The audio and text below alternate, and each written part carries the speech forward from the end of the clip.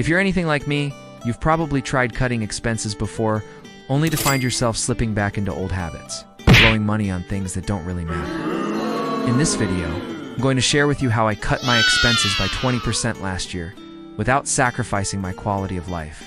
And the best part is it doesn't feel like I'm depriving myself of anything. The first step is to identify your non-essential spending. These are things like subscriptions, memberships, dining out, entertainment, and shopping. Once you've identified your non-essential spending, the next step is to reduce it by 20%. This doesn't mean you have to cut it all out. You can still enjoy the things you love, but in a more mindful way. Here are some small changes that I made last year that had a big impact on my bottom line and didn't feel like a sacrifice at all.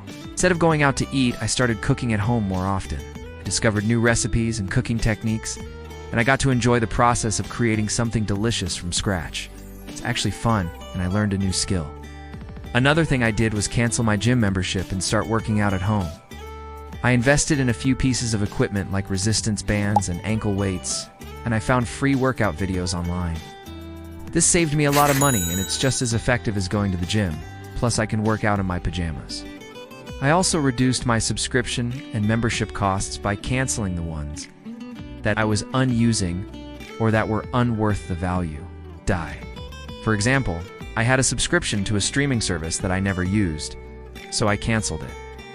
I also stopped buying single-use items like paper towels and plastic wrap. Instead, I use reusable towels and containers. It's better for the environment, and it saves me money in the long run. I also started taking public transportation instead of driving everywhere.